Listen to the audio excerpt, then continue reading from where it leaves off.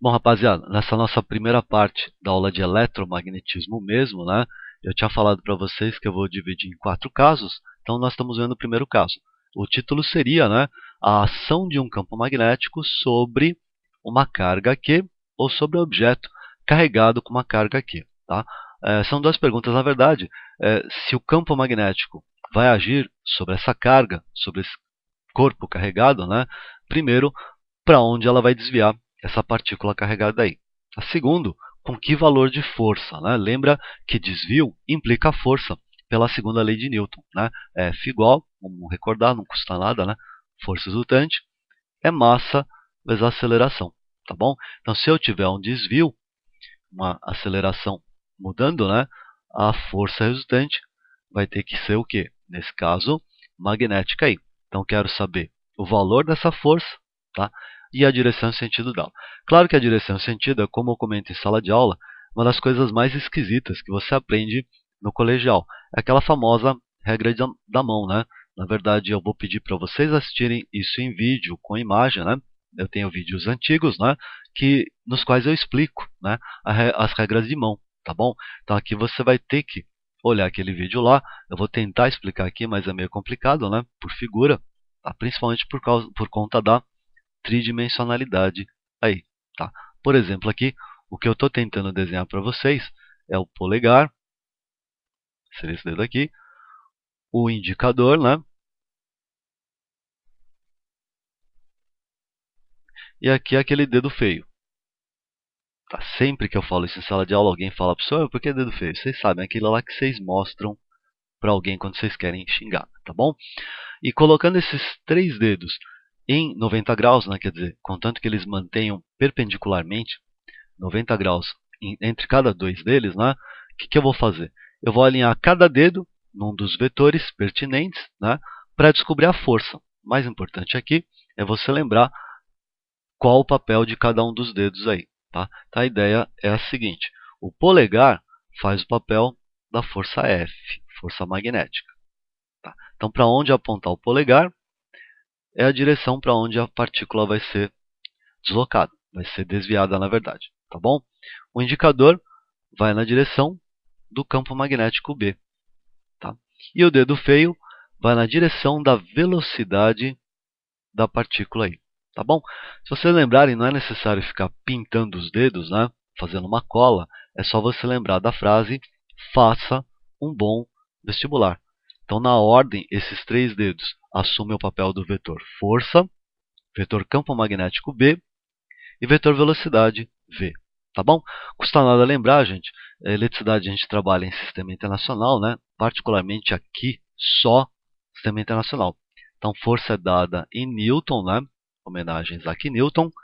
Campo magnético em Tesla. Na verdade, a única unidade nova que a gente está vendo na aula de hoje, né?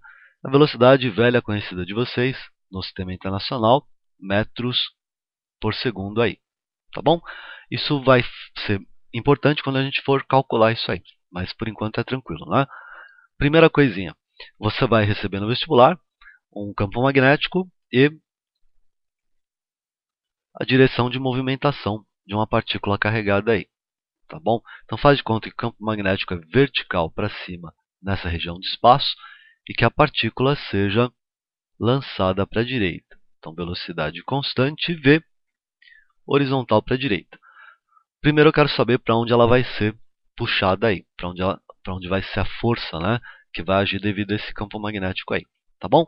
Se você alinhasse esses 3 dedos aí, tá? Essa parte que eu vou pedir para vocês olharem na aula de vídeo com imagem, né? O que vai acontecer? Você percebe que essa partícula vai ser puxada na sua direção, quer dizer, a força vai sair da tela do computador, tá? Claro que como eu não consigo desenhar o negócio tridimensional saindo, né? Só se fosse 3D, tá? Eu uso os seguintes símbolos aí. Eu vou utilizar esse símbolo para tudo que sair da tela, tá? E esse outro símbolo para tudo que estiver entrando, quer dizer, qualquer coisa que estiver indo de vocês em direção à tela, né? Quando entrar na direção da tela, vou representar dessa forma aí, tá? Então, conclusão, se eu aplicar a regra da mão aqui, né? Se a partícula for positiva, começar sempre assim, né? já esquecendo. Você coloca a mão esquerda,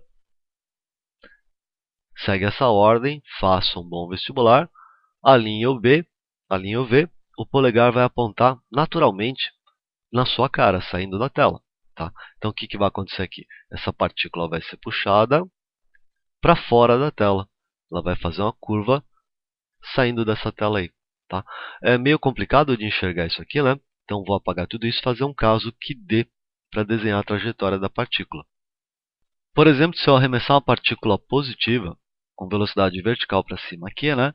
E ela passar por uma região de campo magnético saindo dessa tela do computador, né? O que vai acontecer? Se você aplicar a regra de mão, você vai perceber que vai agir sobre ela uma força, eu vou desenhar em cor diferente, né? Que seria horizontal para a direita aí. Tá? Talvez agora comece a ficar familiar esse negócio para vocês. Por quê? Eu acabei de gravar a aula de movimento circular, né? Vocês lembram que qualquer força que seja perpendicular à velocidade é uma força centrípeta. Então, como resultado, você vai ter uma curva na direção dessa força. Em outras palavras, essa partícula vai subir, mas ela, ao ser puxada para a direita, né, ela faz uma curva para a direita aí. Tá bom? Se eu continuasse aplicando a regra de mão, eu ia perceber que ela ia fazer uma curva inteira. Aqui está meio mal feito, né? E acabar voltando para o ponto de origem.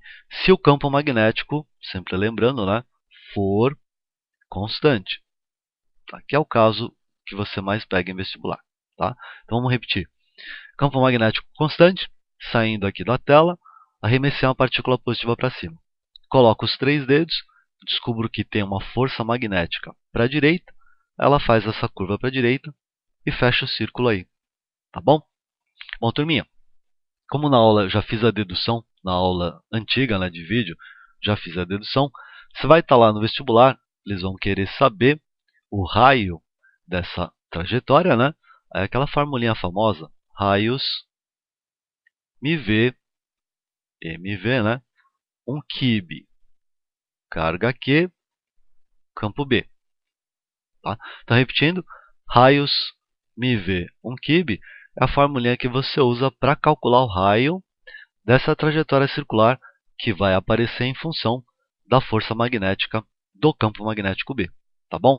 A segunda e última pergunta, né? Normalmente eles perguntam também o tempo necessário para isso, seria o período, né? Lembra do movimento circular? Tempo necessário para dar uma volta é o período.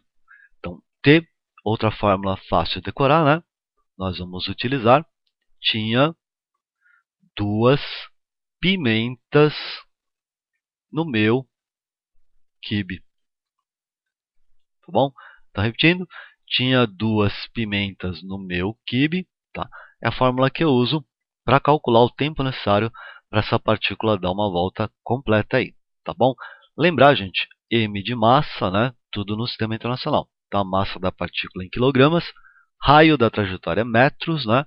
Carga Q é em coulombs, velocidade metros por segundo, campo magnético Tesla. Aqui embaixo, período, tempo, segundos, massa quilogramas, carga coulombs, campo magnético Tesla. Não se esqueça que 2π não tem unidade, né? São 2 números aí. Tá?